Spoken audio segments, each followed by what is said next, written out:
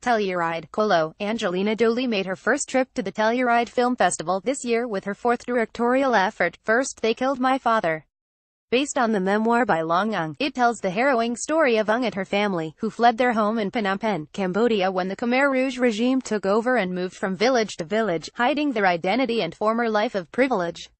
Ung would eventually even train as a child soldier in a work camp for orphans to survive. The film is Jolie's finest hour behind the camera, told with vibrant visuals from Ung's unique and evolving point of view. Jolie and Ung sat down with Variety at the festival to discuss the film. Variety Luong, I suppose the obvious question is, what was your reaction to seeing your life unfold on the screen the first time you saw the film? Long Ung, happiness and gratefulness. I think I'm just really grateful that it got done and it was made by a friend who I trust. I'm really happy with it. Of course, I was heartbroken to see some of the scenes in the movie, not particularly the big explosive scenes, but the scenes of the family sitting together at dinner, that broke me to pieces. Is it fair to say that feeling of happiness to share your story with the world supersedes the sad reminders that confront you in the film? Yes. The story has never been silent to me. It may have been silent to many other people in the world, but never to me. It exists in my head and heart and dreams and in my stomach and shoulders at times. So that's something I've learned to deal with over the years and learned to heal. But the happiness definitely supersedes that. I'm so happy that this movie that honors families and traditions will go out and change hearts and minds. Personally, for me, as an activist, I'm happy for that, but as a daughter, I'm so happy that generations of Ungs who will come after me will know something about their history and know that we made this with love. Angelina, on a nuts and bolts level, the visual language of the film is truly dynamic. You and your cinematographer Anthony D.O.D. Mantle have found a way to use objective photography to approach a subjective sense, and it's really remarkable. Talk a little about that. Jolie, because the book was written through her point of view, that was the challenge. But you realize early on how much that could be a gimmick. What is that? What is a child's point of view? Technically, how to do it is one thing, but the other thing was more about the emotional point of view. Because you can get on your knees and imagine what she sees, and whenever you're blocking a scene, you have to figure out where is she. But it's also how she looks at things and what she looks at and what she looks away from when she's 5, and how that changes when she's 9. So our Steadicam operator, Bella, really had to feel it out. She had to have a behavior behind the camera. If someone yells, you have to look away. If you're just a kid, maybe you're just coloring and start to look at the ceiling, because you're a kid. To do that, but to collect enough information was the challenge. Wasn't, let's do a master shot and then 2 close-ups. We would talk about clues. We would say, however, we do it when we're in her puff, she needs to notice these 3 things.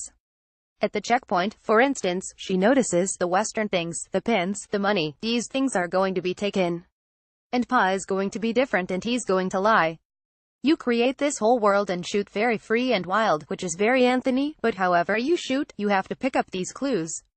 But we also talked about the country being a character. That's why the drone shots were important. Wasn't just because it was big and beautiful, it was because the country was a prison. Wasn't one place with walls, it was the country. So to show that in masses of people moving, the entire country uprooted, the sheer scale, we wanted to be very intimate with her, but then very inclusive of the entire country. It's also a great way to convey exposition naturally. In one scene lingers on a conversation between the men about the dangers that lie ahead, and you get that information, then she's very organically distracted by some other children. Jolie, I'm so glad you see it that way. That was the challenge, how to pick up some clues and information, and know that she doesn't understand what they're talking about. And maybe we don't understand yet. We never say communism. We just see people cut their hair, or dye their clothes, lose some individualism. But we never label it. The goal was, if we're really doing it right, by the time she gets to the soldier camp, you're actually happy for her. If we can get the audience so indoctrinated and the characters are stripped and scared and starved and alone, but then she gets there and she's with friends and she has food, hopefully the feeling in the audience's head is to see how you get indoctrinated. And we're also hearing the same repetitive, hypnotic sort of mantras from the loudspeakers in the camp that she hears. Jolie, yes, and we even forget that she's running around in her outfit getting stronger. We forget she's wearing the exact outfit of the people who killed her father. We're rooting for her, but she's switched sides. And it takes her a while to realize she switched sides. Luong, depicting all of this with visual language and everything. Obviously this is the world of art and supporting theme on a level, but did it all nevertheless ring true for you throughout? Oh god, yeah? It's so eerie to watch it, the emotions and the anger. And I was happy when I got to the soldier camp. I was given more food, and I felt kind of guilty to have it. And I felt very aware when they put a gun in my hands that it was half my height and a third of my weight. But it gave me power. It's difficult to depict insidiousness. I think that's what has been accomplished here. And also I wanted to talk about color.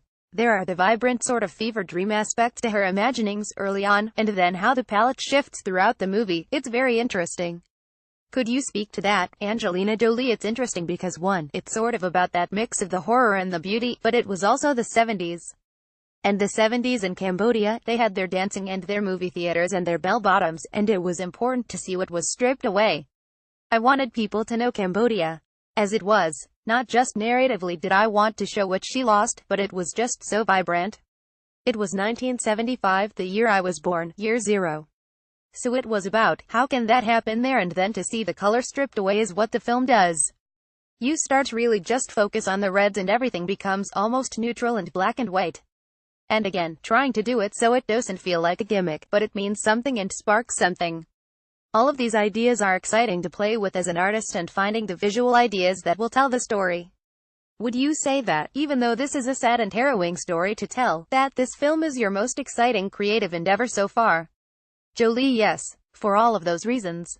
And I think I've finally gotten to a place where I've been learning a lot as I've been directing and trusting myself and being more creative. I care about every film I've done, but this one because of what it meant to my family and my son Maddox. Every day on set you could just feel the whole country. Everybody on our crew was affected by the war in one way or another. You would see grown men cry after a scene because they would remember something. So I feel a little pressure from it, but I feel we are representing a country. And I'm so proud of everybody that's come together, considering especially that artists were the first ones taken out. There's a poetic justice to artists coming back and telling the story.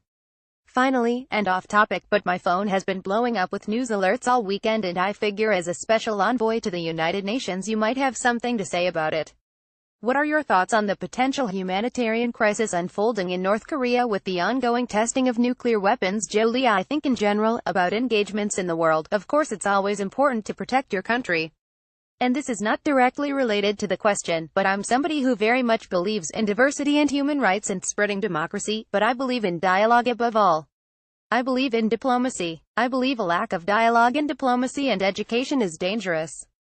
We're at a time when we really need to be working with others around the world, our partners and allies and international institutions, working together to solve big crises and come together. I want to see more of that.